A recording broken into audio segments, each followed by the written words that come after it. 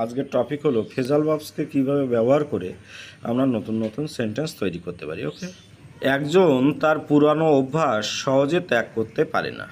ইংরেজিটি লিখতে পারি কি, ওয়ান ক্যান নট চেঞ্জ, ব্র্যাকেটে লিখেছি give up phrasal verbs and old habits easily. Okay, তাহলে আমরা চেঞ্জের পরিবর্তে কিন্তু গিভ আপ ব্যবহার করতে পারি। ঠিক আছে, মেয়েটি তার গানের অনুশীলন চালিয়ে গেল। কি লিখবো ইংরেজিটি, দ্য গার্ল কন্টিনিউড, ব্র্যাকেটে লিখেছি ও kept on practising the song. Okay, continued মানে চালিয়ে যাওয়া, এখানে কেপ্ট অন মানেও কিন্তু চালিয়ে যাওয়া। তাহলে আমরা কন্টিনিউড ইউজ করে না করে আমরা কিন্তু কেপ্ট অন ইউজ করতে পারি। তাহলে সেন্টেন্সটি হবে কি, the girl kept on practising the song. আমাদের বিদ্যালয় 4:30 ছুটি হয়।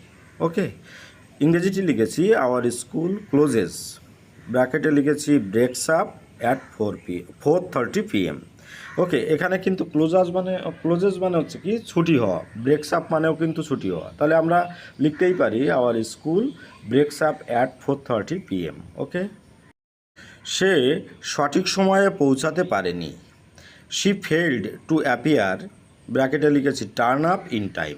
অ্যাপিয়ার মানে হাজির হওয়া, টার্ন আপ মানেও কিন্তু হাজির হওয়া। ওকে, তাহলে অ্যাপিয়ারের পরিবর্তে আমরা টার্ন আপ ইউজ করতে পারি। তাহলে কি লিখতে পারি সেন্টেন্সটি, she failed to turn up in time. Raju তার বন্ধুর সঙ্গে পার্কে দেখা করেছিল। ইংরেজিটি লিখেছি রাজু মেট, ব্র্যাকেটে লিখেছি came across my friend in the park. Okay, এবার দেখুন এখানে মেট মানে হচ্ছে সাক্ষাৎ করা। তাহলে আমরা সেন্টেন্সটি লিখতেই পারি Raju came across his friend in the park. Okay, এবার দেখুন এখানে মেট হচ্ছে ভার্বের পাস্ট ফর্ম আছে, ওই জন্য কামের পাস্ট ফর্ম হচ্ছে কেম অ্যাক্রস কথাটি ইউজ করেছি। ওকে, মেয়েটি তার মায়ের মতনই হয়েছে। ইংরেজিটি লিখেছি দ্য গার্ল রিজেম্বলস, ব্র্যাকেটে লিখেছি phrasal verbs text after her mother. Resembles মানে হচ্ছে যেমন মানে যা মানে, টেক্সট আফটার মানেও তাই মানে। ওকে, তাহলে আমরা লিখতেই পারি the girl takes after her mother. সন্ধ্যা শীতকালে খুব তাড়াতাড়ি শুরু হয়, ইভিনিং স্টার্টস, ব্র্যাকেটে লিখেছি সেটস ইন উইন্টার। স্টার্ট মানে হচ্ছে শুরু হওয়া, আর সেট ইন মানেও শুরু হওয়া। তা দেখুন স্টার্টের সঙ্গে এর যোগ আছে, ওই জন্য আমি কিন্তু সেটস ইন লিখেছি। ওকে, তাই ট্রান্সলেশনটি এমন লেখাই যাবে যে ইভিনিং স্টার্ট না লিখে লিখবো সেটস ইন উইন্টার। ওকে, ধূমপান ত্যাগ করুন, ইংরেজিটি লিখেছি ট্রাই টু অ্যাবান্ডান স্মোকিং।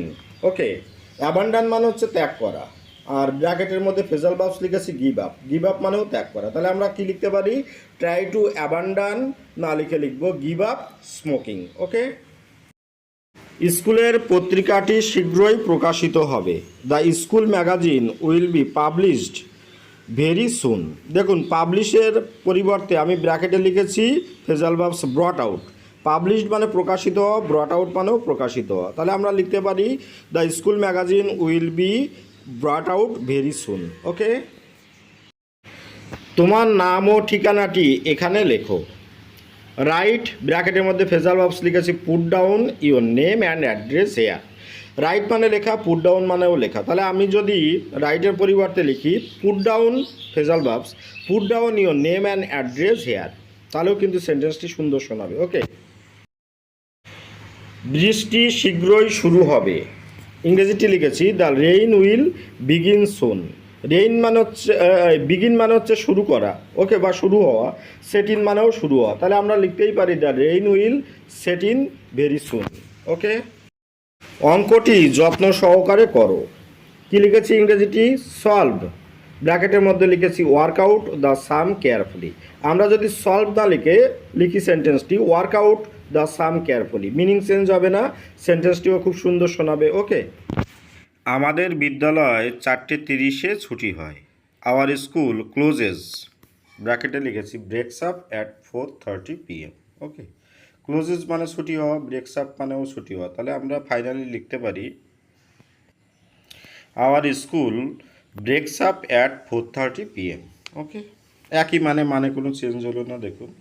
তাহলে ভিডিওটি আজকের মতো এখানেই শেষ করছি। ভালো থাকবেন সবাই। আর একটা কথা বলো, বাড়ির ছোটদের অবশ্যই শেখাবেন এগুলো, দেখবেন ওদের ভিতটা অনেকটা মজবুত হবে।